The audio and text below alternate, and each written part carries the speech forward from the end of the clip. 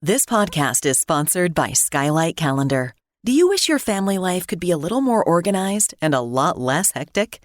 Now there's an easy way to make it happen, the Skylight Calendar.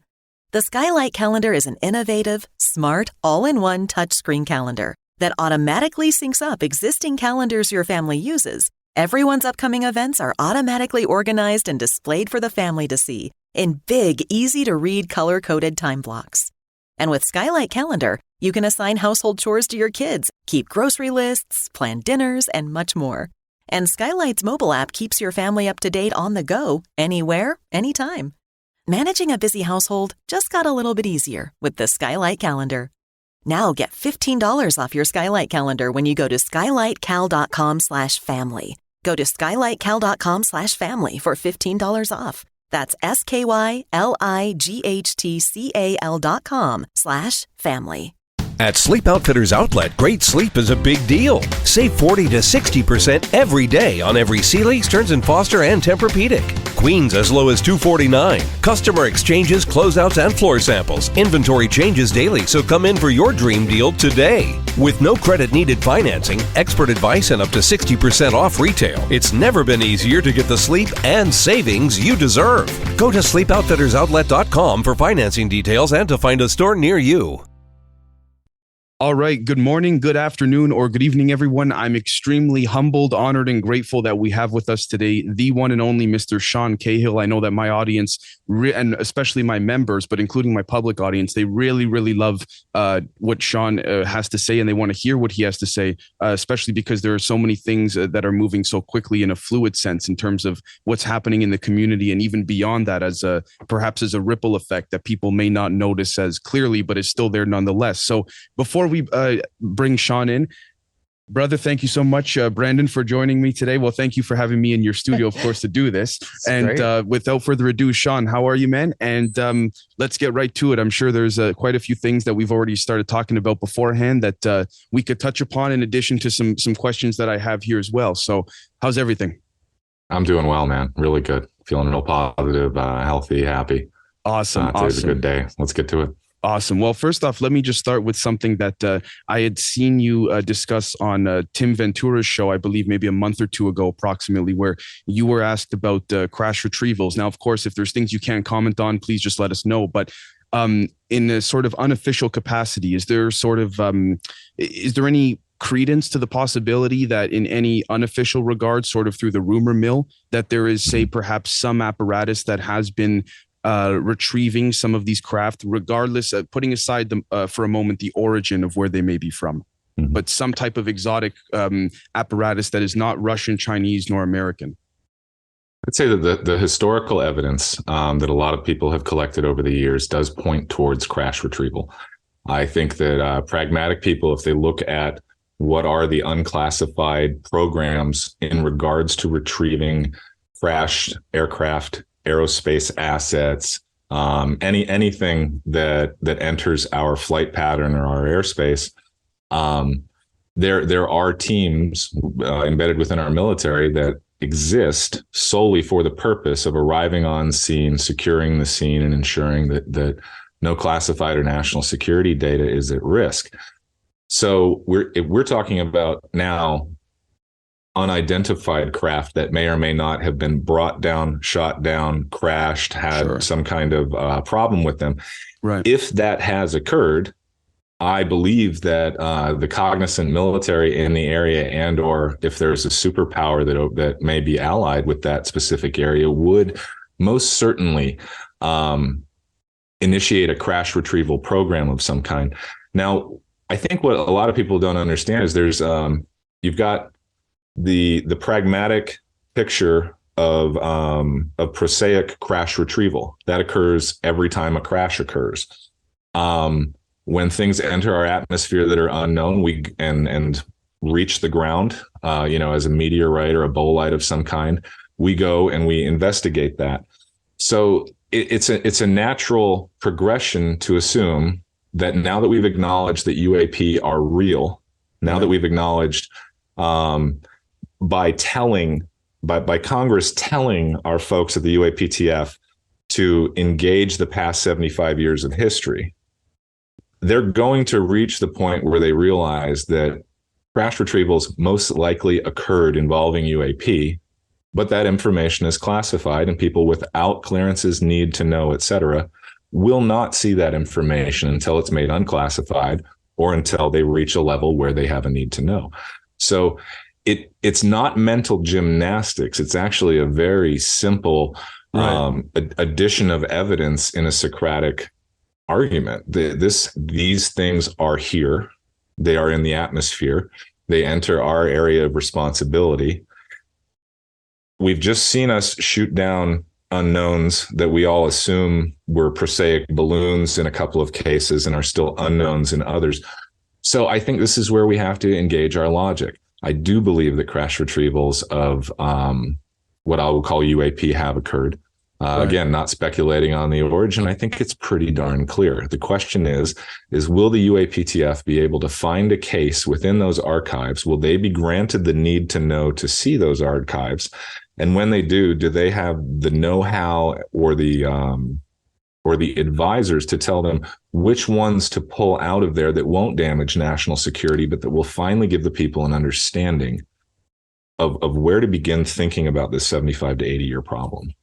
Do you think that, so I'm not sure if you want to jump in, but do you think there are certain, say, do you think it is safe to hypothesize there are certain cases that to a certain degree or percentage, if taken out of that classified setting, could be shared with the public in an appropriate fashion that still doesn't damage national security? I do. There are cases that surround World War II. Right. We can even go specifically to Roswell, and granted, someone is going to have to do a walk back on Project Mogul and the nonsense of people conflating events that were completely unconnected 10 years apart. Right. Which let's remember, this doesn't match the early eyewitness account. We have the infamous photo of Jesse Marcel holding the telegram that forensic investigation has proven, if nothing else, that telegram was a ridiculously unprofessional communication amongst military leadership about an incredibly serious topic that they then rolled right into the classification system. That would be the place to start for me. It's what everybody wants to know is what started all this for us. Why did it really start? What really happened? And I think a lot of us expect that there will still be secrets after we're told that. And I assume that leadership will keep secrets that keep us safe. But at the same time, with all of the speculation, with 75 years of entertainment in regards to this topic, with the Marvel movies bringing the ideas of quantum theory, multiverse, and things like that to an average person's understanding, it's time to have this conversation. Right. It reminds me even of the film Everything Everywhere All at Once, I believe it's called. And to your point, there seems to be this push in a certain regard to be able to help the average individual open their mind to these possibilities. And with that said, we see, for example, that as of the last handful of hours previous, that relative to us recording this right now, Dr. or Professor Gary Nolan had stated at a conference, which was, I must give it to him in the sense of the fact that he's stating this at a particular conference in which this is not some type of, a conference or some type of gathering that's in like someone's garage or their basement or something. This is a very serious conference, very respected conference that he was at, where he stated, and I'm just paraphrasing here, that there is some type of, we could say, there is certainly evidence of some type of, I say this very carefully, non-human perhaps presence or origin at play here in terms of whether it has to do with craft or beings or anything like this. And if I can ask your comment or your speculation or interpretation when you see someone like Dr. Nolan coming out and making those claims or statements. I've had the opportunity to meet Dr. Nolan. I consider him a friend. I put a great deal of trust in his words. And I have to say this. There are a lot of people out there in lofty positions that like to speculate on this subject.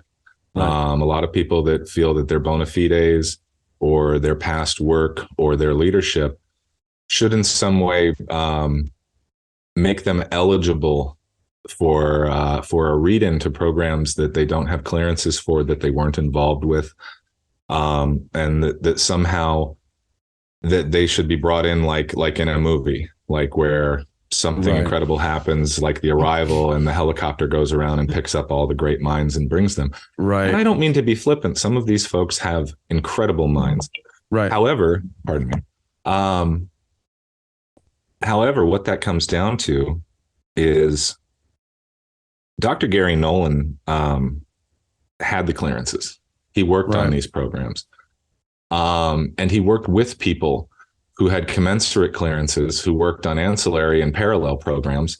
And I'm speculating here, but I'm sure he was involved in networking and information sharing in regards to these topics. So if there's a subject matter expert, Dr. Gary Nolan is most certainly one of those people. And when he speaks on these topics, I think we need to listen very, very carefully. And we need to listen to the people who held those clearances, the people who worked in those fields.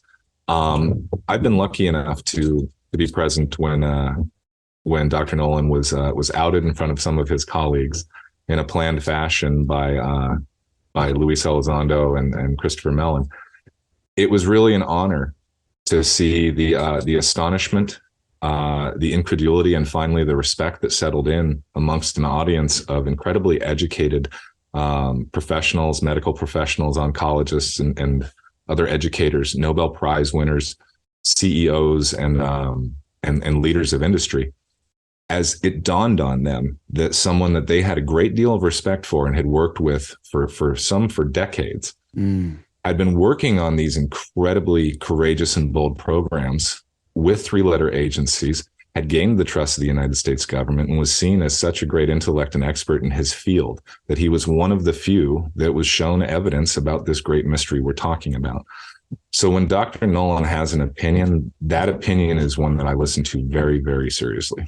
Well, one thing that is to just before we get off of this particular subject here, one thing I found quite peculiar was that when Dr. Nolan, I believe he's been on more than once, but I recall seeing him on bringing an X-ray scan, I believe, if I'm not mistaken, of a particular, I believe, soldier's or pilot's brain on Tucker Carlson, to show the type of energetic effects this could have on a pilot or anything like this. And essentially, a lot of people pointed out very subtly, more so on Reddit and Twitter, that if you look closely at this scan, this document that he showed publicly on Tucker, you could see on the top right, it seemed to have belonged to the Department of Energy. So my question would be, in a speculative sense, would you imagine that a lot of this compartmentalization of these alleged programs would be residing more so in private industry, more so in the DOE, or perhaps a myriad of scattering all over the place? I think we're looking at something that it really depends on who discovers, takes an interest in, or opens a program, project, or funds some kind of think tank related apparatus towards this to do research on the subject. I think that's happened many times. So I think we have natural stovepiping that the government will do to keep things compartmentalized. And then there will be a kind of ad hoc stovepiping that's happened, because remember, we've dealt with this for 80 years. So it's not one of those things that has just resided with government research or the military industrial complex.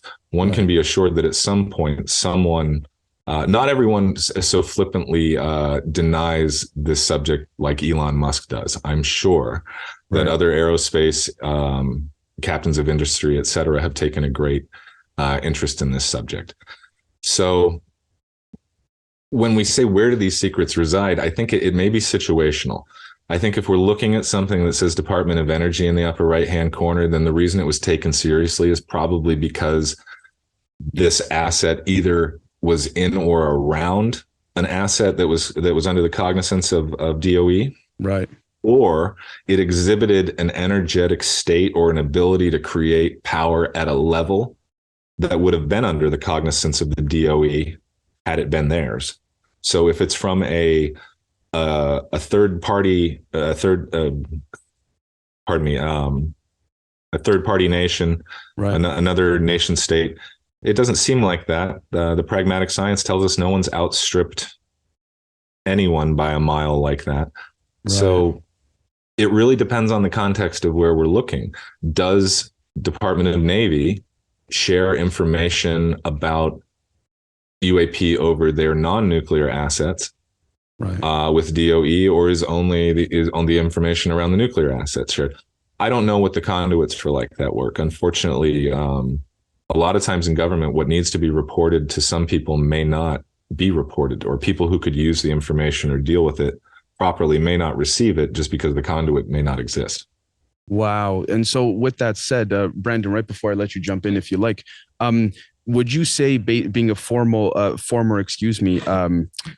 being a veteran yourself, and again, thank you for your service, would it be of your opinion, whether it's personal experience or whether it's things you've heard officially or unofficially, that there may be more, we could say, anomalies occurring perhaps in our oceans than in the skies, potentially?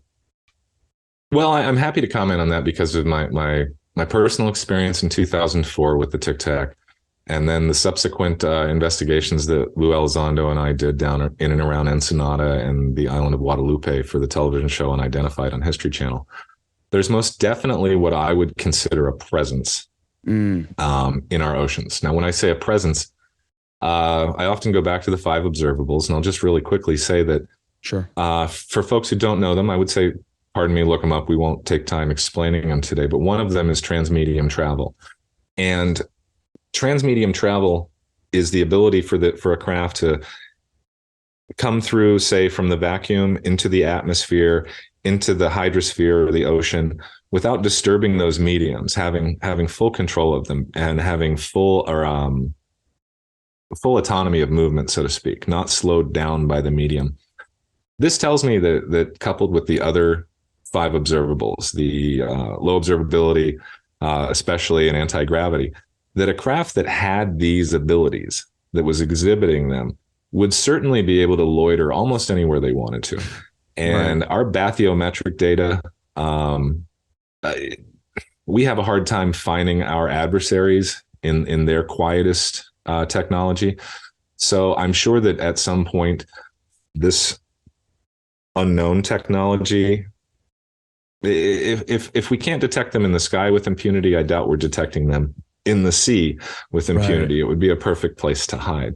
Right. Thank you. Well, Brandon, did you want to jump in? Yeah, I have a question. Thank you again for your service. High reverence for folks that choose that.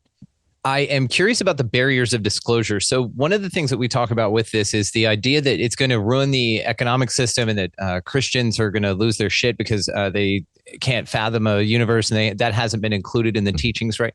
So with all of that in mind, do you find that those are acceptable reasons to hold disclosure off in your mind? I think that those are outdated. I think that those come from a time more akin to the 1980s, when there was a different resurgence in fundamentalism, especially here within the United States. It would seem that the brand of Christian fundamentalism in the United States now seems to have embraced a New Age mentality, and in a lot of cases, I've seen that that this topic seems acceptable and palatable to many who hold faith in Christ, and other Abrahamic religions, frankly. I do find that people who have a more fundamentalist lean are willing to accept it, but here's where the breakdown occurs.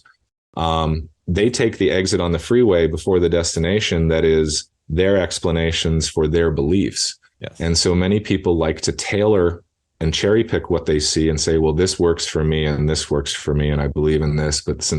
And this is where I think the three of us could argue well, because if we were having a laid back kind of hippie conversation, we might use a phrase like, if it resonates with you. Right. It's a very, very overused phrase now, because if you haven't attained the personal discernment of what resonates with your ego, vice what resonates with your heart, all you're doing is feeding your dopamine constantly. So let me add to that I've had, I had an extended interview with Catholic Universe, the leading Catholic publication right now. Had a long, lengthy 6-hour conversation with the author of the article, and he went on to write a few more. And I've had other conversations with some officials in the church who had questions about the topic and had reached out. The Catholic Church seems ready and willing, as long as someone else takes the first step in disclosure, right, to fall in behind and say their part. what they believe their duties are in regards to baptism, acceptance, eschatology, and those ideas. The Catholic Church is actually rather modern about it. That said, those are outdated ideas. And I think those ideas are pushed by folks who are still feeding the fear complex around this subject. We're at a point now where if someone has an opinion on UAP, it's a pretty solid opinion. They're well informed enough at this point that most folks, if they're paying attention at all, have an opinion and they're ready for answers and they're listening. It's not just the UFO community anymore. This has reached the mainstream. People are asking serious, pointed questions. So I think a lot of the old ideas that people were going to lose their mind, that there might be a purge of some kind if we found out there was a non-human intelligence present, I don't think that would cause a great panic. Now, if we started getting into structure of reality, ideas of karma, ideas of how much your intent can change the physical, what we would otherwise call the physical or gross material around you in the universe. Right. There's a lot of people that aren't ready for those kind of ideas, I think. The consciousness aspect, the idea that our perceptions can be manipulated, that our memories can be changed with or without direct manipulation. Those things are a little bit more scary than the idea of a non-human intelligence. Right. Well, to that point, if I would like to read a question here from one of my members, Jared. And Jared, I love you, brother. This one's for you, man, for when you watch or listen to this, because he's a big fan of yours. So Jared asks, he's got a couple, so I'll ask as many as I can in terms of the flow of the conversation. How often, Mr. Cahill, how often do semantics keep us from gaining ground with understanding the phenomenon? For example, people who consider themselves religious have a hard time believing or even considering, hypothetically, that we may live in some type of simulation, but then we'll say that mankind was made in God's image. I, sir, personally don't see the difference in the two ideas. How about yourself? I really don't anymore. There was a time when I was bothered by the idea of a simulation. There was a time in evolving my own hypothesis on our reality that this was an involuntary existence of some kind. At that point that I had a level of pain and discomfort in my life, and I couldn't find my way around that pain. I was living in it. So for me, the idea of this being involuntary was very real. But as I refined some of those ideas, the idea of a simulation no longer bothered me. I started realizing that we surround ourselves with simulations. A book is a simulation. Right. The Bible itself is an attempt at a simulation of our deep past and our interactions with something greater than us. Right. It's not a true representation. It's just the best reflection of the photon of those events that we have. Right. So when we get down to that, it's not a far leap for me to say that, well, physics of the universe seem ubiquitous. Everywhere we look, 1 + 1 does seem to equal 2 at the end of the equation. Therefore, I can accept that DNA may be ubiquitous throughout the universe, that it may be written into the very structure. It may be the way that gross matter does eventually self-assemble into something that has the ability to perceive its greater universe in more detail and return something back to these higher dimensions that we don't yet understand, even though our math shows them to us. We don't like to acknowledge, we like to say that photons appear. We don't like to think that they're waiting somewhere for their mission. Like in a waiting room or a time domain of sorts. Right. Right. And we speak of these, we're very quick to say that we live in 3 dimensions plus 1 of time. Just like we're very quick to say that when we go to sleep at night, it's just a dream. We haven't found the spatial nature to these other dimensions. We haven't found a way for our greatest mathematicians and physicists who can explain the topology and the structure of these things to us. they still have not reached a place where their imagination says, well, is that an elsewhere to here? Right. And what are my connections to these other levels of reality?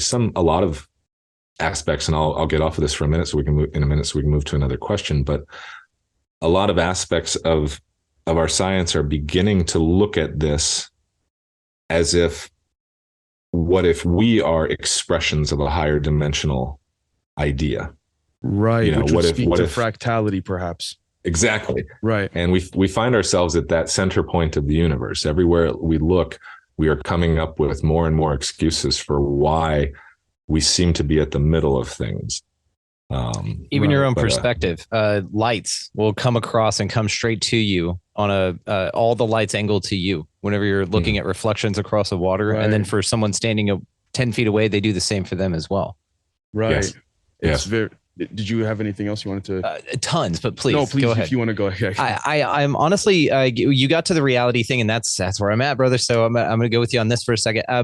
This is what I honestly think, to answer my own question about barriers of disclosure, the barrier of disclosure is, because when you start rewriting what reality is, which I feel has been the game here, it's been this delusion, and this could go in many different directions. So we'll just say it for now that I've found it to be useful for the expansion of consciousness. I don't see it as a bad guy necessarily. I see it operating in the exact way it needs to in response to those that need that reading level articulated in that way.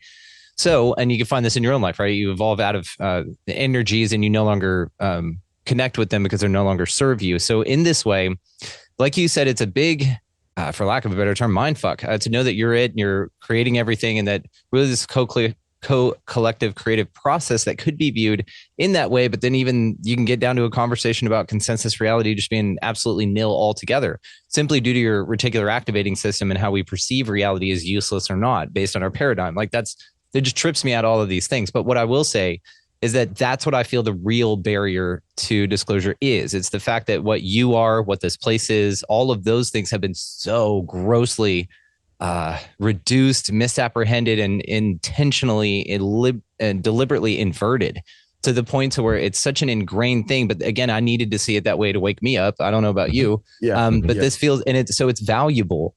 But this on scale is where we're talking, where I feel the real barrier to entry is. It's got nothing to do with the oil companies. I think that we'd be fine with that if cognitively we were aligned with that anyway. So that's kind of where I'm at with it. It's just this more of a psychological. I mean, it's all right there, right? It's more of a psychological component to the zeitgeist. That's what we're acclimating, is what I will say. Do you agree with that? I do. I think that I lived a life of trust.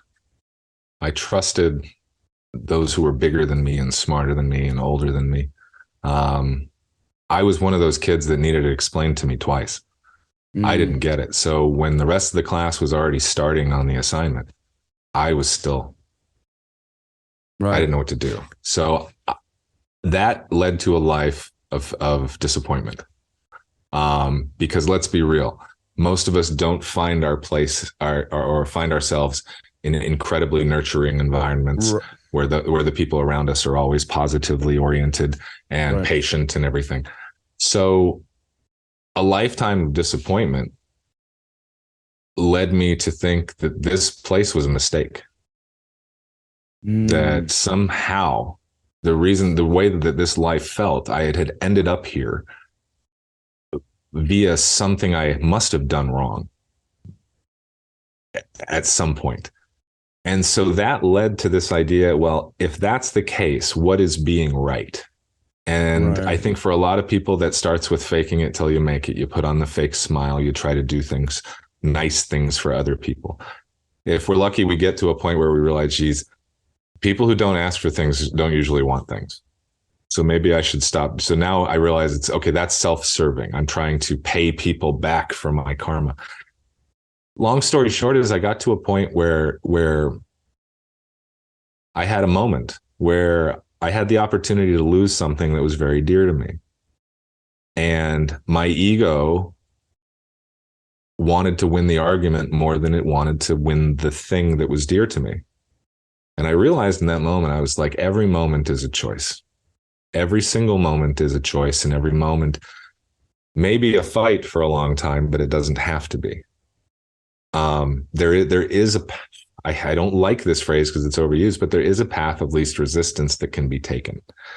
And that path of least resistance has led to the most authentic, beautiful feelings in my life. Has lowered my stress, lowered my anger. I'm nearly incapable of saying I hate something anymore. And that's one of the most beautiful feelings I've ever felt in my life. So I think I finally found the school aspect of this simulation. And I finally found that there are lessons to be learned, and they're not always cake and ice cream and hugs. Sometimes they're car accidents and abuse or divorce or lies. And Dave, you and I have talked about this plenty of times. You know, you and I will get to a point in the conversation, we may be talking about our personal lives, and I'll go like this. Right. Because right. that's life. Life is peaks and valleys. And if we cry in the valleys and raise our fist at the top of every peak, I think we're missing the journey. We're just you on got a to learn roller to surf, coaster. you know? Yeah. Right. Yeah. Right. Anything else? Outstanding. No, incredible way to answer it. And I do appreciate that. But I completely agree. And so this has been part of our focus, you know, just to be the lighthouse, like let folks know that it's fun to play and that's what we're here for. And that, you know, give people back to themselves. That's our mission. So thanks for the answer. It was wonderful. One thing I would like to ask, this is something that's a little bit, I think, a few years old in terms of, relevance in the question. But the reason I like to bring this up is because perhaps I could be wrong here. So please let me know if it's something that you can't comment or even speculate on, which would be understandable completely. But with regards to Mr. Christopher Mellon's slide 9 leak, with respects to the slide saying things like, for example, what we considered, phenomena, or excuse me, what was once considered phenomena is now quantum physics, things like this. Is this anything you can comment on relative to what you may be hearing officially or unofficially in any regard, whether energetically, physically, et cetera? Mm-hmm. I had the great honor and opportunity to attend a meeting in Colorado Springs. You're aware of that, with some of the largest names in pragmatic research in this field ever, frankly. Right. I would say that there is a level of understanding within the academia that is connected to the subject, that aspects of the 5 observables that we have seen from these craft do seem to indicate certain aspects of our theoretical physics to be absolutely spot on in certain directions. And so I believe that there are people doing very serious research into those areas. And I think that there are areas within our research and development cadre of the West that are very interested in no longer classifying certain things as hypotheses and being bold and taking them into theoretical territory, where R&D occurs, where real research, real fundamentals are established, and real benchmarks are noted. Perhaps, dare I say, experimentation, or would that be taking it too far? Oh, I'm sure experimentation is the benchmark of the scientific process. Right. We must experiment. We must prove our hypotheses wrong or our theories wrong at every turn that we can.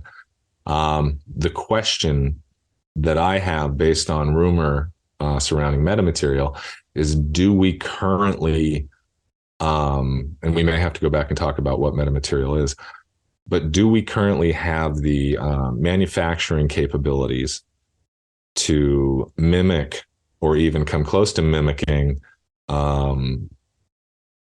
the incredibly complex and organized nature of these materials? We're not sure how some of them are bonded. We're not sure what the exact origin of them is. And frankly, at least in the private sector, we can only speculate on what they're used for. There's a lot of rumor around terahertz waveguides and achieving levels of energy that are beyond our current capabilities.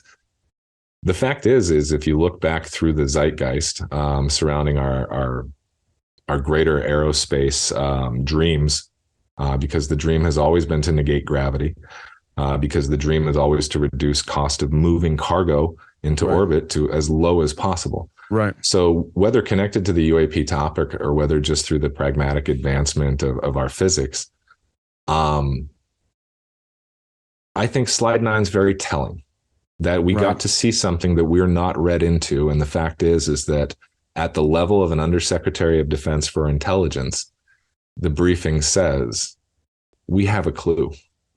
Right, got you. Because it's interesting to your point, if I may add, for more so for the audience, there was a piece of footage, I believe, from maybe 3-4 years ago, approximately, where Mr. Elizondo was having a conversation with Dr. Pudov, and Dr. Pudov was talking about metamaterials and how the elements found in these alleged metamaterials, regardless of their origin, are not necessarily comprised of any elements that we're not familiar with relative to our periodic table, but more so that there's a stacking, if you will, but of various elements in like a topological sense. And that is where things get very, very complex. And I find that I appreciate your response there, because I mean, as some of my audience knows, with respects to my diving into physics and what have you, it gets extremely complex and heady. And I can only imagine that scaling up to having even a team of individuals look into this is still something where the progress in general may take a lot longer, at least time-wise, than many may think.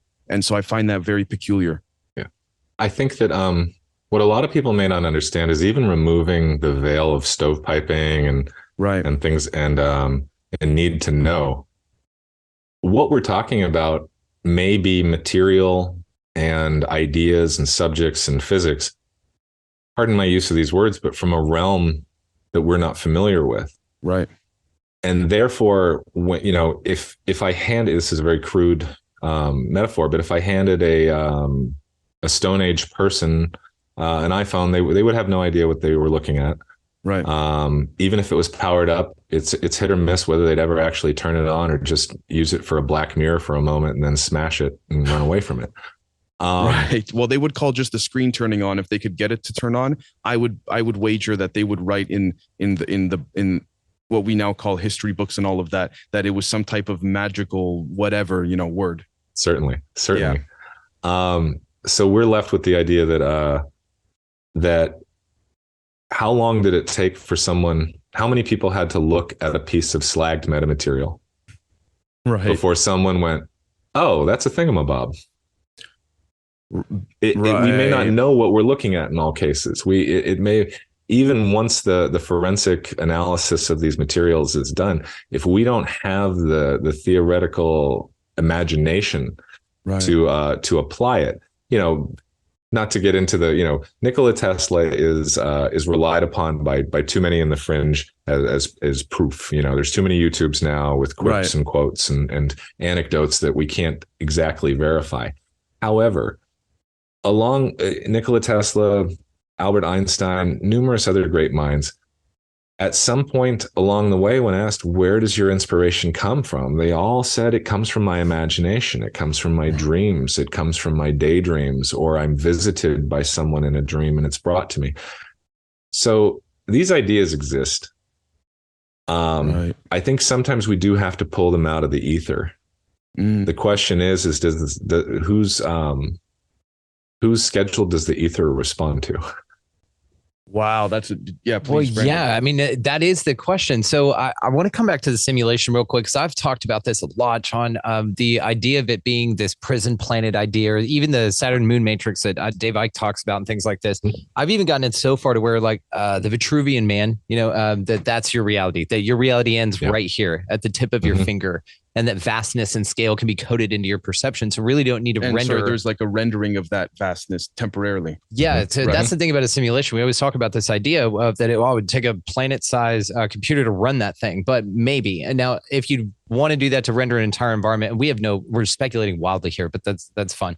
So what I would say though is that you don't even need that. You don't even need that scalability. You just need to be able to 100%, or just to the degree that you wish, apprehend the perception of the occupant. Because you could perceive wind blowing from a far place. You could perceive the Grand Canyon. Like those are just electrical impulses. Right. You don't need to build a whole huge things, even if you're not rendering what's behind you in the game model, right? To save power and all that shit. So my question is if this is a thing, I'm not a fan of the idea, but I'm also, you know, it's whatever. I'm more of a sovereignty person, but that's okay. So UFOs and tech, do we think that could be a way out? I'll add to this, like the Brevnikov idea where he's strapping bug wings together to a very reductive thing. He's strapping bug wings together, flying around. it seems that there are clues left all over the place in the form of sacred geometry, in the form of microscopic, in the form of as above, so below. We see plasma man, lasers and light. Laser man, light. Yeah. I mean, everything. The Ankh, we see all of these things. And then we also find, it seems now in our purview, not only some coming in to visit us as an example of what's capable of, they're like, hey, check this out. You guys can make one of these, zip, and then they're gone. It's like, what the fuck was that? Right. And then you go investigate it. But the thing is it seems to be found here. So then I'm looking at this place, if it is what we've talked about here, this constructed reality that seems fairly limited as far as our imagination at least can perceive. Could it be some sort of like escape room? Have you ever done an escape room, Sean? Where you go in, but my kids are doing one tonight. So. Oh my God, dude, they're a blast. Yeah. Like my wife crushes it at those things. We're like, what's next? And she turns a lamp on, the lampshade has everything on it. We're like, what? They're crazy. If I may add very quickly to the question in general, I think the question also becomes, to what parameter or threshold do these alleged craft contain the ability to, quote, get out of here, if at all? Right. Is it some sort of escape room? Meaning I'm with you also with this, because you get to that frustrated point where you feel claustrophobic.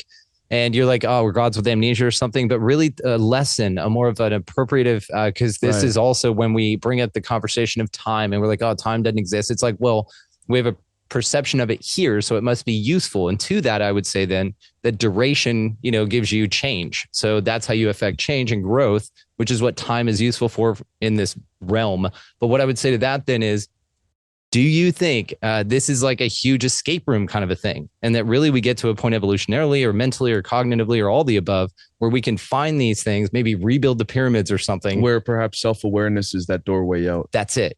It's the Truman Show. It's the exit, because you've sailed off. You said, fuck off to that. It gives you enough things back there, like the stuff NASA's displaying, whatever they're doing.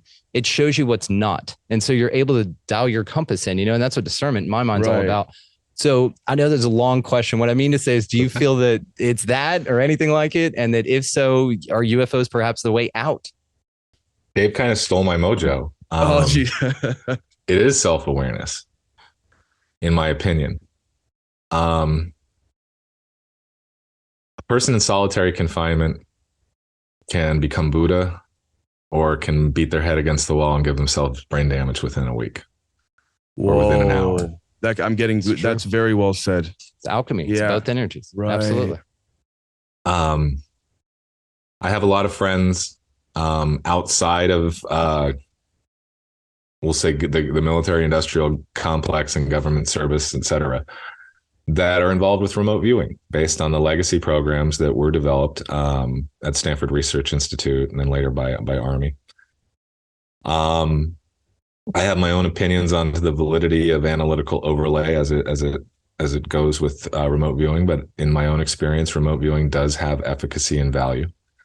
A great deal of remote viewers who are not otherwise invested in these answers have been involved in blind remote viewing sessions where different disparate groups seem to have corroborated the idea of this going into the light that we all talk about during near-death experiences. Obviously, we've only talked to people who've had near-death experiences, except for an alleged one guy who came back. Right. So we don't have a lot of eyewitness accounts of what happens after you die. I've had an out-of-body experience during a medical procedure. Mine involved nothing religious. It was just local to the room of the operation, but it gave me a perception that my consciousness could be separate from my physical body.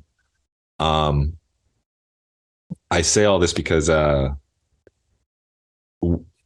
was a time period where I was one of those people who would, if we were hanging out having the deep, weird woo-woo conversations late into the night where we were getting into speculation and, where there were no rules, I might lean over to you and go, don't go into the light. Right. Go around it. It's a ruse. It's aesthetic pain that's being offered to you in some weird Gnostic sense to come back. And there's a lot of our teachings that have been trying to tell us this in different mystery schools throughout the world. And so there was a period of time where I thought that was something that, in the esoteric manner had some kind of wisdom to it. And within the last 6 months or so, I've just had some challenges that really caused I was either forced into self-awareness or self-destruction. And I like to think I chose self-awareness. And in those moments, something I realized was that may be the case. That aesthetic pain may be offered at the point of death to return into this system. Right. But if you've reached the point where that aesthetic pain is no longer attractive to you, then I don't think the light would be a ruse anymore. I think it's just a fork in the road. Wow. And so I do believe that there is a mystery to be solved within this existence. And I believe that mystery is earning back some kind of return to something that we had lost, that we had taken for granted, perhaps, in an energetic sense in our existence. So someone might point to that and say, well, that stinks of religion. No, I'm not. I don't want your money. I'm not telling you where to meet me, and we're not going to hang out together to talk about it. So it's not right. Right. But I think that we have to graduate to a point where I've decided I'm here voluntarily, and I'm going to take responsibility for the remainder of this life. So very well put, by the way. Outstanding. Yes. Thank you. If I so it is of my humble opinion that under the, let's say, the presumptions of this discussion here, which is again speculative, of course, but I think, of course, without the speculation, we wouldn't have the ability to expand and all that intellectually and ideologically. But I would think that perhaps it's not as simple, this reality, as hopping in a craft and going, zoop, okay, we're out of here type scenario. That's my humble perspective. Is that what you would liken that as well? That too as well? I think this is, again, speculation. Right. I think we're going to see at least a dualistic bifurcation of UAP into the spiritual and the nuts and bolts. Right. Because it's my hypothesis that the nuts and bolts are merely a crude mimicry of something that may be possible at a higher energetic consciousness level. Yeah, like anything that's tried to imitate nature. Right. Yeah. Absolutely. And what would a UAP be in those cases? Well, it's a bearskin. It's a set of eyeglasses to help you see better. It's the fire to keep you warm so you can move into more southern or northern latitudes where it's colder. They're tools. As surely as a pencil is a tool, as surely as a piece of flint is a tool, a UAP is a tool. Right. Now, that consciousness that's inside that UAP may be advanced to a point where I don't recognize it anymore. Right. Or where I may not be able to communicate with it. But if that consciousness is still here within this universe, this physicality that we seem locked into except for sleep right now, they may have an understanding of this simulation, or this layered simulation. I can easily use the metaphor in my own life that this is one hard drive where this game is running. Right. And there's a stack in the server of all of these different hard drives with different iterations of things running. And someone on one of those hard drives has figured out how to get their program into the conduit and onto another hard drive. Right. And then it's able to observe that this is very much like us. And perhaps I think that at some point in that, I don't know how far that would extend out to some iteration of 64 or some E8 lattice type of thing. Some block universe filled with little different boxes full of Boltzmann brains or something. Right. but the fact is that the math kind of says, right. Yep. That's where we're at. How come we can make a movie about it, but I can't get the physicists to talk about the concepts in the movie other than to push their new book? I need someone that's gonna. I need a physicist to get really involved, like they did with Interstellar. Right.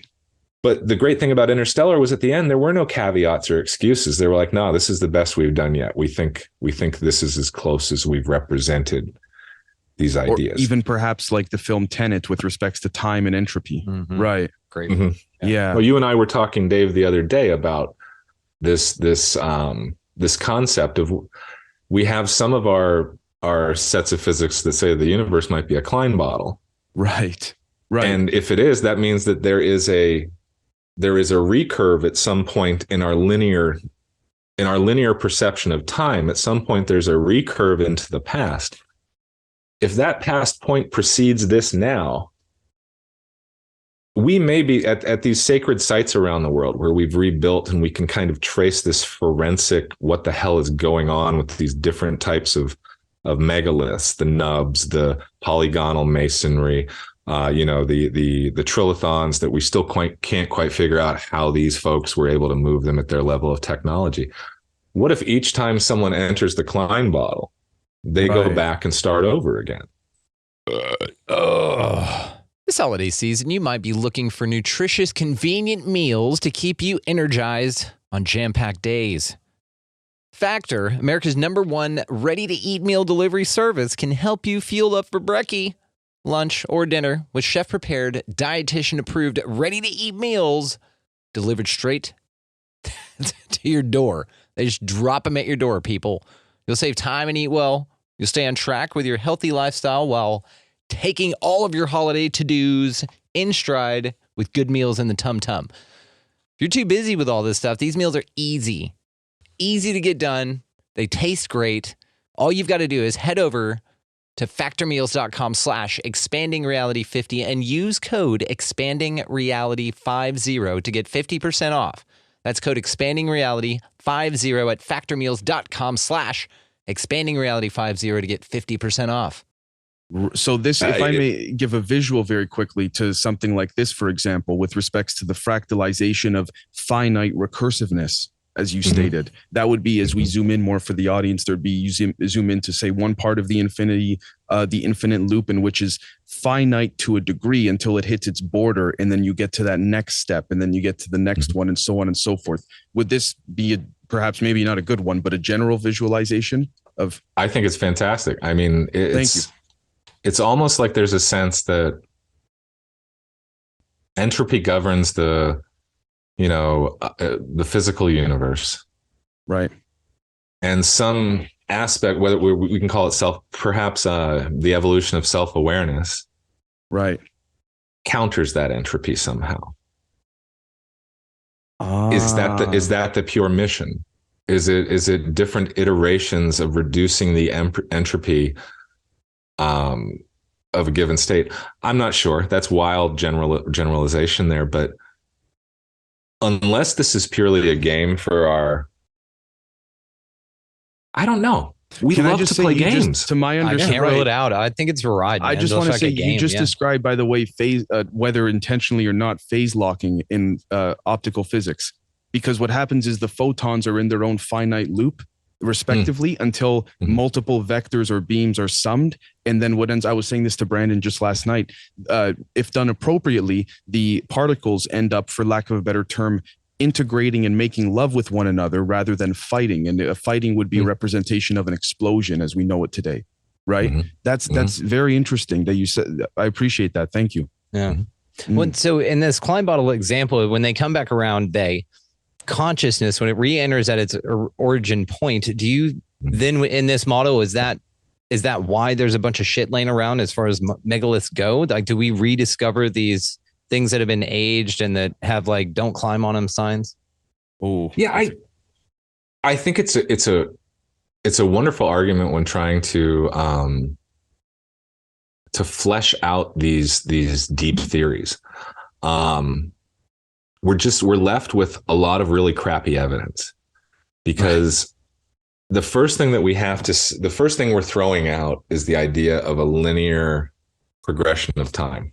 Right. And we're accepting. So these are mental gymnastics. I'll go with the folks that are saying some of these are mental gymnastics. The first thing we have to accept is that we're only perceiving a linear progression of time. Right. Yes. Right. I believe that there are physicists out there that can explain that in detail in a way that I can't, to say that it may be true.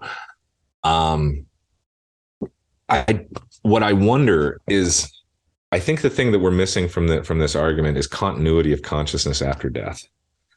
And I think that a lot of people that are willing to have this conversation are willing to say there is a continuity of consciousness. There is a eternal nature to the essence of whatever we are that seems to exist, that seems to overlap what some people call past lives, alternate universes, things like that. I don't think everybody that's having an experience is having an experience that is based in the reality of this physical universe. I think that the signals do cross sometimes, probably within the realm of sleep. Right. But that said, that this metaphor we talk about, the Klein bottle and the return and having an impact in the past on the future, the perceived future. Right. It would be imperative, in my opinion, for a continuity of egoic consciousness, what we would call an egoic consciousness. Right. Because it would seem that the unencumbered self has no wants, has no needs, is as happy to stand before a supernova as it is a buffet. Right. It is here for the now, for this moment, for the experience, and it's going to write that into its long-term ledger. It would seem to me that for there to be a use, that unless you're sending, I don't know. If we keep sending back non-egoic perfect individuals, why do we keep having to do it over again? Well, that's the what I'm question. saying. Well, and to that though, then I would say then the continuity consciousness perhaps comes in what some may perceive as a limitation of what we feel is possible. So some folks would say then that this life is all there is, but perhaps this is just like the first chapter of a thing called life that's on a grander scale, that really you come back to this bitch, let's say on the event of an order of the precession of the equinoxes. Perhaps you come and reincarnate in that long cycle and you have that much time to figure it out. It's like a speed dating with Gaia thing. Right. And you come in and maybe this is sort of like a paintball wars event for your kids on the other side. You're just like the dad coming and running around. This could be reduced to that simple of an experience as far as some other entity is concerned. We could look like squid beings on the other side. I don't know. Right. So what I mean to say is that this idea, and Archaics put this out, I believe, is that the fun theory about the pyramids. I love this one, that there's sort of a reset every 100 and whatever years. Humanity, the pyramids have always been here, and that humanity gets to a point to where they get to technologically be able to rebuild them. But the second that they like put the capstone on, it resets all of reality and destroys the pyramids. And so then you come back around to figure it out again. And so it is like this loop. Right. But again, it could be this sort of stacked experience, like we talked about the metamaterials being stacked in a way. Sort of like layers on an onion. Absolutely. Right. So your experiences aren't limited to this one. It's many, but the fact that it's recursory, the fact that you forget, you go through this river of amnesia every time is part of the experience. What I think of? I think of His Dark Materials, for those that have seen it, when they unzip the portal and then they zip it up again, you can just you just open it up, and then you step through it, and then you just kind of turn around, zip it up, and you're in the next. See, and I kind of think this may be a possible explanation for what UFOs and shit are. They're just sort of employees of this place. They kind of come in, they kind of give people inspiration, wisdom. People always have massive changes after they affect the psychology. Right. Anyway.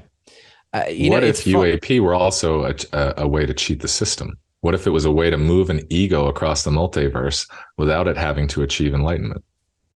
See, now we're talking, Sean. Wow, it's interesting because if you've got a maintenance system, right? Maintenance. Let's say the maintenance system's driving the cop cars, right? And the maintenance system has their manual on their lap that they have to follow, right? And they have their job to do. But the Dukes of Hazzard are running around with their moonshine and their Daisy Dukes, jumping the cars over rivers and stuff. Right. And the cops, every time they try to do it, they break the car. I'm making a joke here based on the Dukes of Hazzard. I went a little down the rabbit hole, but it's a good pull. We don't have a full. I'm not a person who's like, everything bad about UFOs must be the government. Of course. Right. It's bad enough without having to go there. You know what I mean? So I know that nature's red in tooth and claw. I know that it really doesn't matter how far you seem to get in this existence. Success doesn't care whether you're good or bad. Power doesn't care whether you're good or bad. Right. The universe doesn't seem to care whether or not you break any perceived rules. Right. So I can see where a selfish or empirical species, if they develop this technology, would certainly be like, wait a minute, why are we utilizing resources in this finite entropy bubble? Right. Why don't we steal? If they're isotopically close enough, then it'll still build a brick wall, go get their stones, Right. Especially if no one's coming to stop them. It's almost the substitute teacher mentality, but the substitute teacher put on a movie and fell asleep. It's that feeling like your kid, like in class when the substitute teacher, great example. It's like, that's it. That's all we're doing today. This is too easy. Yeah. And then like, you just imagine get picked on. Yeah. That the resource needed to develop that technology, to cheat that system, to get ahead of the curve is the very thing that they come into other universes to take, because they kill two birds with one stone. They increase their power and reach, and they take out the competition. You're not going to evolve on your planet if you don't have enough of this material to make the technology to leave. Literally a fractalized version on a much grander scale of what one could argue strongly many corporations do. Right. Yeah. Yeah. Crap. Wow. Yes. Well, yeah. Yeah, well, with that said, Sean, I know that we're coming up to the time limit, and I wanted to ask one more question from our friend Jared, who again is a big fan of yours, and he says that Mr. Cahill, one thing that seems to be apparent with any level of research, from a hobbyist like myself to someone like yourself, is that human beings are in some way very special. As you juggle the weird world of the phenomena and being a family man, what does it mean to be a human being to you? Mm-hmm. Yeah. Thank you, Jared. That's a good one. It's funny because that feeling of specialness is very much around what it's like to be human most of the time. Right. We seek that feeling. I want to feel special when I walk in the room. I want to see your eyes light up. I hope you stand up to give me a big hug and you're happy to see me. Right. When we accomplish something, that's the feeling we want. We want the love and esteem of the people around us. We forget often that the way that we receive those things is by giving it. And it's not a trade. It's not a I do for you, you do for me. What it turns out to be is I do for you, and after a while you realize you're safe and you're taken care of, and it's not a ruse. And so you do for me. And we all have these holes. Some of our holes are a little bit bigger and they take longer to fill, and some of us have very small holes that are easy to fulfill quickly. But it's not until we realize that we're all actually here for each other. I'm not here to take anything from you. I'm not here to turn everybody into a communist that needs to give me half their sandwich and half their income so I can do this intellectual thing over there. Right. But at the same time, I want to support your dreams as long as they're not, and your desires, as long as they're not taking away from another human being. Right. That's what it means to be human to me. And so when I look at our system, when I see the way that a unencumbered, unbothered, untraumatized child chooses to act, versus the way someone that has been conditioned to protect themselves, I see the true humanity in that unencumbered child. And I see what we could be if we had enough for each other, enough, and if everybody had a little bit of food, shelter, and water, and the ability to express themselves.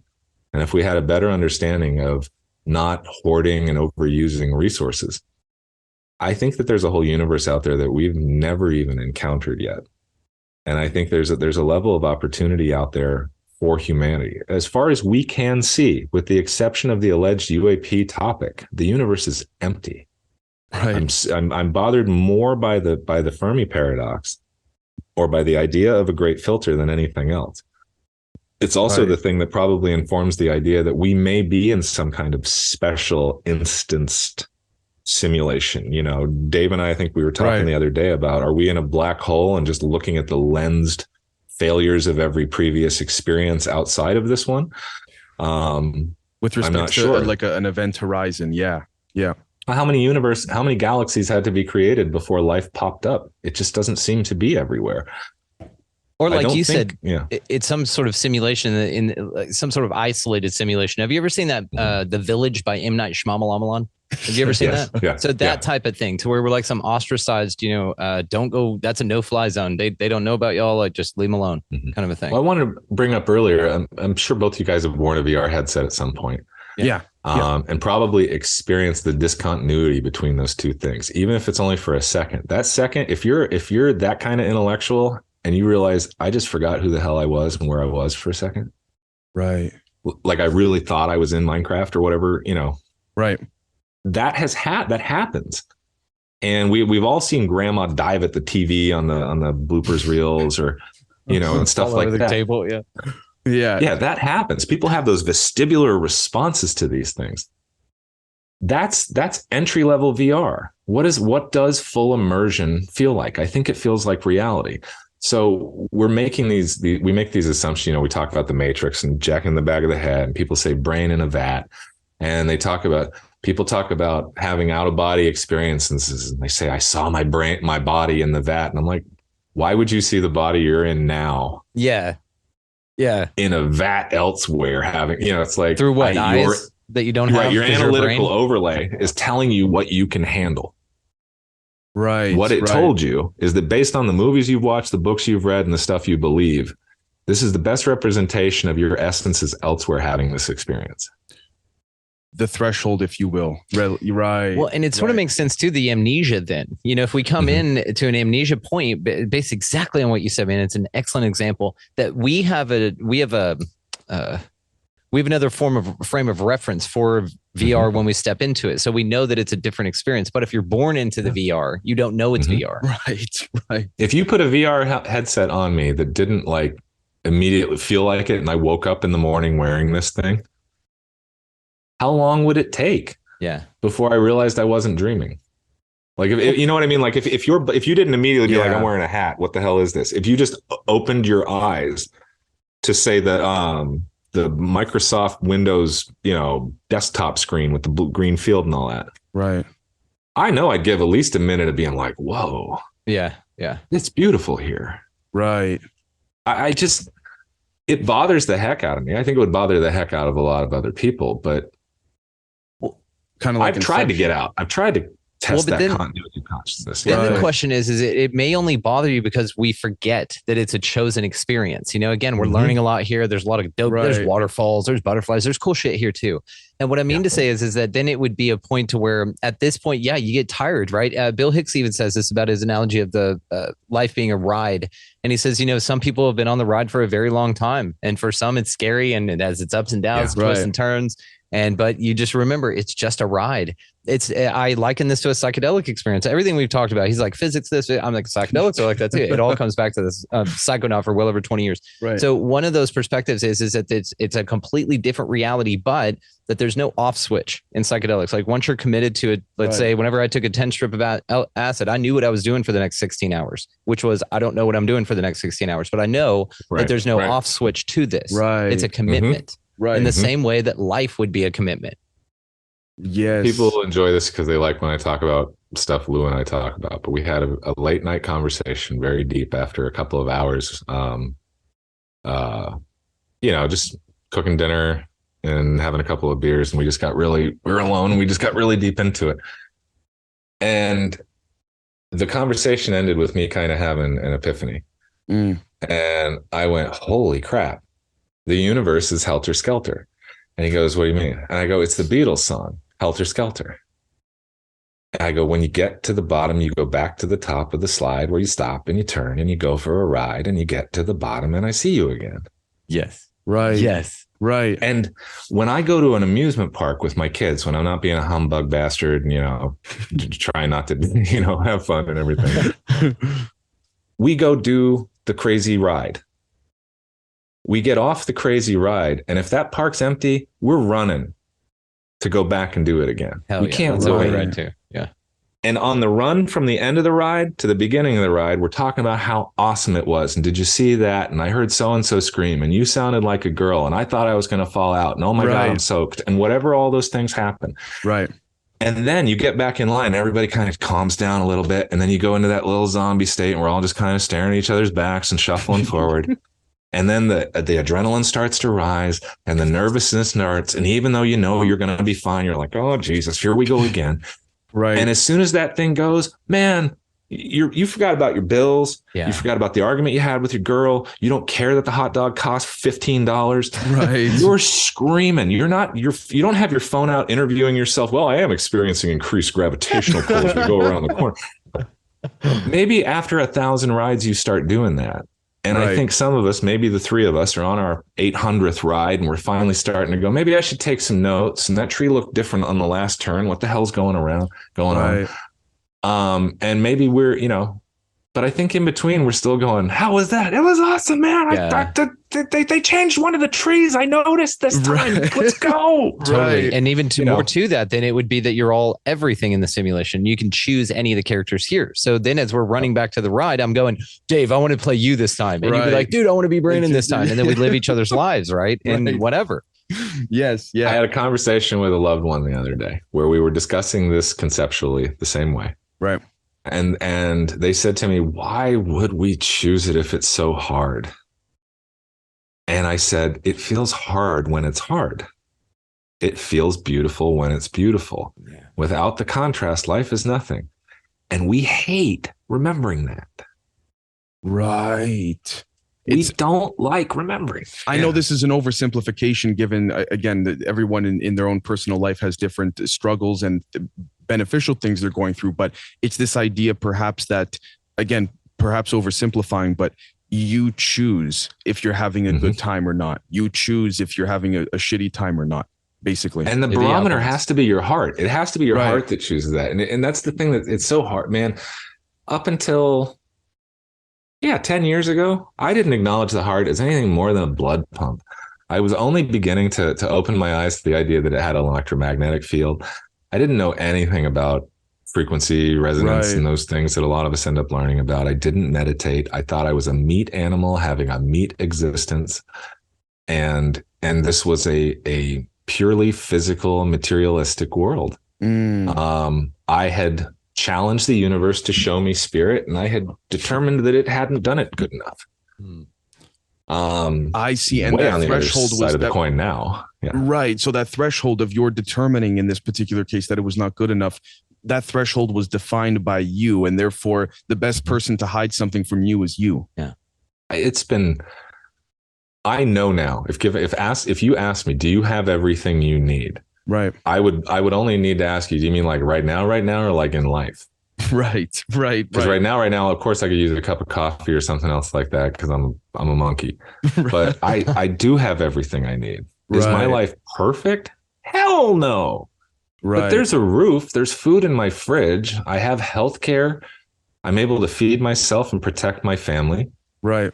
After that, it is all choice. Right. Let me ask you a question. It is also a choice to see that it's not perfect. So let me ask you this. What would define a perfect life for you that you could grasp and exist in this existence? See, this sucks because if we do have a ledger, if there is like some Anubis somewhere waiting at the end going, what's he about to say? All right, he said it. Yeah. He's going to weigh me on the scales. Remember, I'm just a mirror to you, brother. That's all. This would be so damn, I would be so bored if I had Elon's money after about 6 weeks. And I'm one of those guys who's been bitching and complaining his whole life that he didn't have enough money. I've coveted your laptop or your car or your ability to go on your vacations or whatever else. I'm a sorry son of a bitch. I don't know how to accept gifts well. Like I had that lack for my whole life, which is stupid because I grew up rich and was left money and all this other stuff, but never quite enough to not be going, well, crap, where do I get next month? You know what I mean? Right. And 20 years in the military offered a great deal of stability. I always knew what was coming, where it was coming. I felt rich the whole time because all my needs were met. Because my needs aren't. I'm not that guy who really needs the bigger TV. I'm not the guy who sees you get what you get. In very few cases is there something. I'm usually only envious when I can't get what I want. Well, I finally got to a point in my life where I looked around. I was like, what do you want? A different colored one now? There you go. It's a great point. Or one, the one for your, why not? What am I going to do now? Learn left-handed guitar? Well, this speaks take my right-handed guitar for granted. Yeah, absolutely. Right. Well, this speaks to, in my opinion, to perception and relativity. Right. For example, if we take this idea on a grander scale of someone extremely wealthy in a material regard, I just hopped on my private jet. It gets less and the value decreases each time you go on it to you as an individual. Yes. So it's kind of just, yeah. I am used. Oh, this. What do you mean you don't have a green room and coffee? Right. I see where you're going. Yep. Like that's where my ego has gotten where I won't say anything. Right. But like, I'm just going to stand here in the hallway for 25 minutes until the next guy goes. All right. Right. But it's one of the, like, I'm not a diva, but it's like, I just want a cup of coffee and a chair. Yeah. Or can I not have the conference attendees staring at me while but that's the same thing, man. Right. And we're human. And so my little monkey in me builds this tiny little bit of resentment. And they're like, well, I'm not going to do this one again. Right. It's like, man, what'd you come here for? Did you come here to talk to these folks or to get served? Yeah, right. These are what psychedelics play a wonderful part in. Michael Pollan had a wonderful example of this on Joe Rogan's show about the snow and the hill. For the audience sake that maybe hadn't heard it, he related it to that whenever you snow down a hill, your sled tracks get built in and then there's grooves. And as you go down the hill, any way you go, usually they'll slip back into those grooves that have been channeled there as cursories and you won't go a new path. But what psychedelics offers is snow on your consciousness. It's fresh powder for you to cut new trails, new neural pathways. So this offers you new perception. And again, it gets you out of stagnancy, all sorts of things. I'm not a big proponent of that. Everyone if I may should say very quickly on a grand scale, and Sean, please forgive us if you do have to go, but on a grand scale, thank you. If you look, for example, at like where psychedelics come from, say mushrooms, for example, Mother Nature. Mother Nature's trying to perhaps give us some entertaining tools to use to both learn and enjoy. This is one of my favorite, and I agree with you. And this is where like the stoned ape theory with Terrence McKenna and the food of the gods come into where ancient hominids were strolling around, that jump in consciousness. Right. And one of the interesting things too, speaking of psychedelics, to tie it right now back into entities and the structure of the universe is that some say that psilocybin is a entity in itself, and then it basically hijacks your consciousness. Right. But it does it in a super dope way rather than what we refer to affectionately as a lizard turd. Not all lizard peoples are turds, but there are lizard turds. But what I would say to that is it doesn't do that in that way, because what does it do? It makes you very cognizant of nature. It makes you, love animals or respect all these things, which it allows you to have the same reverence for its living conditions it does.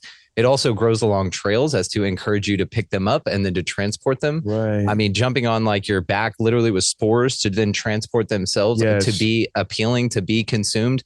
It's fascinating when you start looking at things this way, because then you say, well, maybe our vehicle is just an interface object, like a water bag that's contacting the earth, like Elsa Dillon says, for these different hosts. You just described what's called Bayesian statistics by active inference, Dr. Carl Friston. No big deal. Fucking crushed it at that.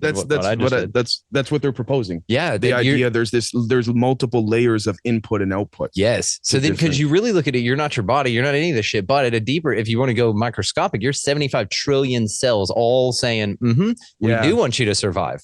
And it's like this fascinating co-collaboration on every level. Right. It's beautiful. So then you say, okay, well, what's this body and what's Gaia? Is it living as well? This realm, this place that we're on, is this a living being? And we're the cells that comprise it. And there's a disharmony. There's a dis-ease in Gaia that, is this singularity it's looking for. And maybe that's what the like singularity is. It's basically like a Tylenol that it took to heal its headache, which is us, this parasite that can't get its shit together and focuses on duality. Right. I don't know. When I first encountered the idea of a Boltzmann brain, it was on the boat ride to Guadalupe Island. Lou had handed me his phone and said, read this email. And it was just a discussion, not top secret anything, not even secret anything. Just a discussion amongst colleagues about Boltzmann brains and about the idea of, the spontaneous creation of a consciousness within a stable thermodynamic environment, a homogeneous thermodynamic environment. And from a science fiction story writing standpoint, a lot of times what I'll do is take these ideas and try to fit them into a little vignette, a little episode in my mind of Dark Mirror or something like that. Right. And I thought to myself about what the Hindus say and a lot of the other religions say about the origin of the universe. And I thought about our observational data that seems flawed, but leads towards some kind of energetic beginning, like a big bang or an extrusion from some point. And I started thinking to myself, well, whatever existence is, if it had been around long enough for a certain period of time, the entropy would lead it to some thermodynamic homogeneous environment. And if there was a spontaneous creation of consciousness, such as a Boltzmann brain there, and it found itself conscious but alone with no resources and facing eternity, I can see where consciousness would want to break itself into millions of parts and try to rediscover self-love, if anything else. The idea of boredom alone is the easiest thing, I think, for a human to understand. So I have a feeling that what you and I are as humans is the highest level of technology in the observable universe. I have a feeling that we, as an essence, made this entire experience for ourselves to have something to do. And that UAP are other conscious entities bifurcated into this existence doing what they want to do. Because the alternative is nothing. By definition of your ones and zeros. Right. Exactly. I'm going to wrap it back. Guess where? Psychedelics. So there's a state called the void, and it is this state of pure detachment, but there is an awareness within the void that all of this is made up and that none of it's real and that you are the one projecting it. And it is a hard awareness. And when you come back from it, that knowing smile is the thing that when you turn to each other and you're like, you son of a bitch. I can still feel you. I feel who you are. Man, it's drifting away, but there's that moment where we all know that thing and it's beautiful. It's beautiful. It just is, for lack of a better description. Right. And we can attain that through yoga and meditation as well. It's more subtle. Yeah. Right. You know, it's getting buff with a 3-pound barbell instead of a 45-pound barbell. You're gonna get cut and fast. You're not gonna get super strong. But I think, well, now I'm admitting that we know that when you utilize psychedelics in that frame of mind, it's like having an exoskeleton. Suddenly you can lift anything. Yes. Yes. You know? You see with different eyes. Your sensory data input's crazy. Your vision's crazy. Your hearing's crazy. Right. Certain studies out of Johns Hopkins have said where the subjects have come up, like when the experience was over, these individuals would say to the doctors that were studying them, like trying to explain that what they learned from there, in not all, but many cases, were what they experienced during that trip, or whatever we'd like to call it, was more real than anything here. And the doctors are like with their notepads and they're trying to say, well, what do you mean? What do you mean? And they're like, no, you don't get it. There was more real than here. I've got, let's remember that. Let's remember that Michael Pollan, one of the most important things Michael Pollan introduced mainstream folks to is the idea that psychedelics do not create hallucinations. Hallucinations are what we call a fake overlay. Yeah. You know, they're what we call an overlay that has no value in reality, that it's a psychological construct. What Michael Pollan showed us is that psychedelics remove barriers from the brain and bring in more quantitative information about the reality we're experiencing than we were prior to taking the hallucinogenics. So you're not experiencing a hallucination. You're experiencing more input. Now it's the question as to how you interpret that through your own experience and analytical overlay. 100%. Wow. Yes. This is where the data input comes in at full steam. And this is also where why psychedelics are beneficial for things like PTSD. A good buddy of mine, Carlos Tanner, runs the Ayahuasca Foundation in Iquitos, Peru. That's where Zac Efron went and did his Down to Earth show. That's nice. Carlos's place. He's cool shit. One thing that he talked about is this state of hypersensitivity. And you enter this in many different ways. Trauma is another one. So we don't even need to go into all that. But trauma gets you into this hyper state of awareness. And then you plant seeds of trauma out here. And when you return back to baseline, they're out here just stuck in your subconscious like thorns. And those are the things that affect you and manifest in certain ways. So this is where psychedelics allow you to open the door back to that hypersensitive state to retrieve those fucking thorns and pluck them out and go, no, thank you. So these ideas, again, of these altered states. Now, I've talked about this as well, being an avid psychonaut, that's the real reality. And that actually we don't need to perceive it that way from this state, our baseline state, because there's a different experience to be had here. And that would be way too distracting. It's far too dope as shit. But what I mean to say is that then it feels like this is the trip, like what we're doing now. This is the support. Yeah. So as psychonauts, let's pay the people a little bit. And let's say that oh boy, I might have one of those moments where my thought decided it didn't want to be said. Barrier. Give me one quick second. Let's see if I can do this. Nope, it's gone. No problem. And I was going to say Rick Strassman, to tie it back in. He got people had him on the show. He wrote DMT, the spirit molecule. And in that, he talked about these intravenous DMT studies where he would put folks under for a long time. Now, this is where I'm tying it back to the relation reality. that he would put folks in to be psychic warriors, basically in this realm to go make contact in another way rather than hopping on a ship, which then again leads to what we're talking about. If that it's an introspective process, it's an awareness. It's all found right in here. I remembered what I was going to say. So when we brainwave activity, okay, right. We seem pretty chill. We seem pretty in flow right now. I'm sure we're probably right below beta, probably in a high alpha. Right. Right.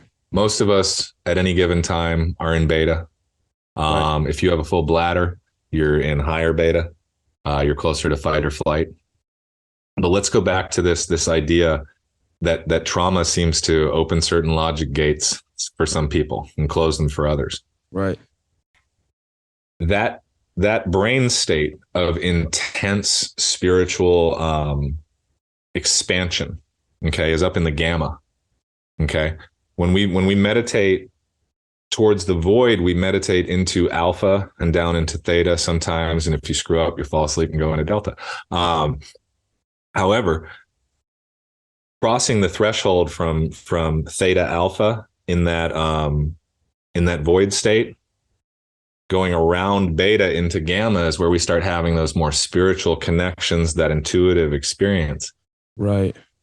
I believe that whatever is at our core, our authentic essence, that unnamed person in you that will continue on in my belief. Right. I believe there are moments where the person inside us is able to take advantage of that trauma, where it says, you know what, if we just kicked you up about 10 more hertz, right, this will open a door for you that you weren't going to learn to open otherwise. Or maybe it happens by accident. Maybe it's just a question of resonance. You could be completely freaked out, and then something in your local environment could give you the binaural beat, shall we say, to the end of your freak out at beta, giving you that little push of just a few hertz to get you over into a different way of thinking and a different mode of feeling.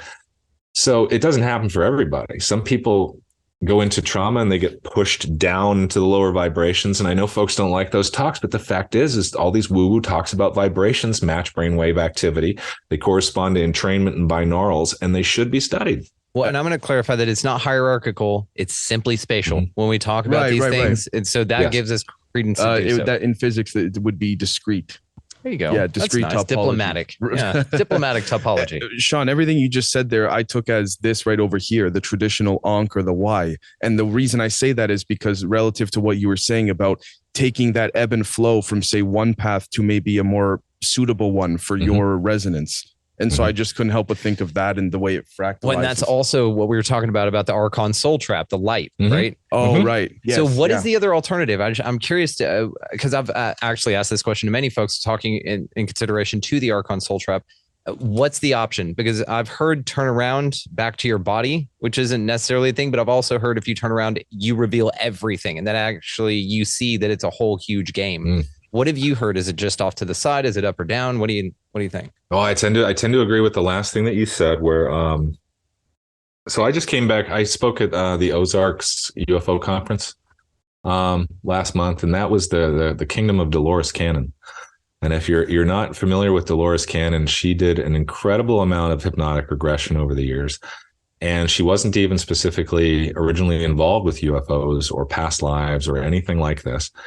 But she got to a point where she was having her patients ended up having descriptions of the same types of experiences and things like that. So she had developed a technique to hold people in that place when they began describing it, to keep them in that frame of mind so they could continue describing the environment, the reality, and what that portion of their self knew.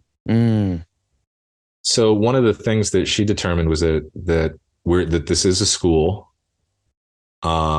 that we do come here voluntarily, that there is an interim that looks very much like this life, or perhaps we only perceive it that way, but where the people we are involved with in this life have planned out this existence where this is one of those things where this will make people who are in pain angry. Right. Okay. This will make people who are experiencing what they consider negativity and lack angry. But according to Dolores, before we enter this life, we agree on almost every point that we're going to go through. And that what we end up feeling when we feel resistance, hate, pain, all of these things is because the aspect of us that does have free will, that must make these choices, is making choices that are counter to what our original plan was.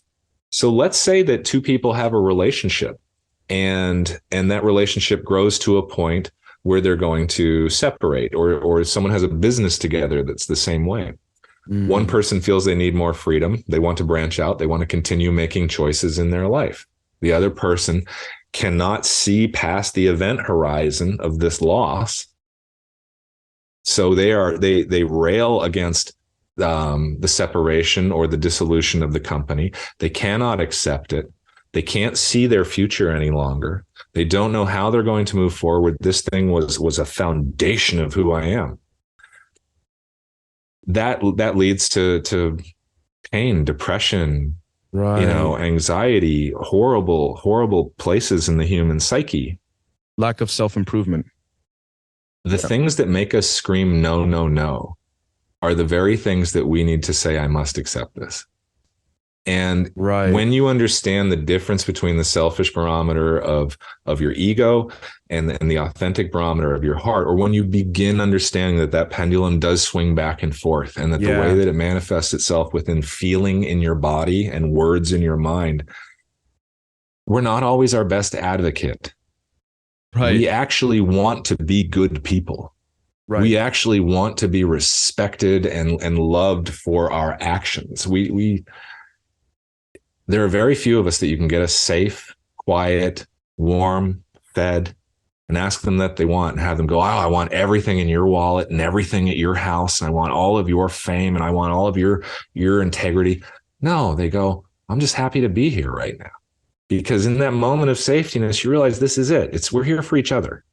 Right. So this reminds me, if I may say, I was listening to Whitley Strieber recently promoting his most recent book, and something I found quite peculiar is that to everything you said, Sean, he claims that, again, I'm paraphrasing, forgive me, Mr. Strieber, if you hear this and I'm not phrasing this correctly, but he was paraphrasing this, or I'm paraphrasing, where he stated that his wife, who has since passed away physically in the physical, has come back to him spiritually, and is saying to him, essentially, you need to realize this, what we call this reality, is a game. Yeah. I don't think just a ride. We've all seen A Beautiful Mind. Yeah. That was with Russell Crowe. Russell Crowe. That was the first time as an adult I didn't go to college. That was the first time I was introduced to game theory. And I had a little bit of trouble in the beginning understanding that a game didn't mean Fortnite or Call of Duty or Monopoly or hopscotch. And then I finally wrapped my head around the idea every single thing we do is a game. Making breakfast is a game. Yes. Right. Opening your mouth to speak is a game. Right. It's all a game. That a game is a voluntary interaction with some sort of set of rules with an outcome that is binary. Loss, win. Everything we do is a game. Yeah. Just existing in a participatory universe. Like a magnet, push pull, essentially. But a game doesn't mean it's not important. Right. And also, if this whole thing is a game, it doesn't mean it is either important or unimportant. I think we have all the time in the world to figure our own mission out. Yeah. You can take as long as you want. Right. I love that. Right. But I think, in my opinion, that would be a beautiful way to wrap it up if that works. But Sean, I want to thank you so much for the incredible, first off, incredible conversation, but also the extended time that you so graciously granted us. So thank you so very much. And I would love for you to have the last word if there's anything you'd like to say to either Brandon's audience or my audience or anything of the sort. Oh boy. Only if you want to. Don't. And I just wanted to thank you as well. It's outstanding. I'm really heartened by the conversation we're having, we've just had, the conversations you and I have offline, the way that I see people responding to these ideas. 25 years ago, I couldn't find anybody to talk about these things. It wasn't safe to talk about hallucinogens. It wasn't safe to talk about UAP. It wasn't safe to talk about consciousness or meditation or out-of-body experiences. especially as it related to personal experience. And now, because of a lot of different people, yourselves included especially, we're able to have these conversations because we're being bold, we're being courageous, but we're also being pragmatic. We're also utilizing the scientific method. We're not trying to start cults. We're not charging people, to go out and stare at what they can see themselves in the sky. So I'm very heartened. I hope that your audience keeps looking to accentuate the positive, keeps turning the other cheek when it comes to the folks who want to see nice things break. Right. And I just I want to say thanks to you guys for having me here. This was one of the most interesting and wholesome conversations I've had in a long time. Thank you so much. Well, and take care, everyone. To those watching or listening, thank you so much.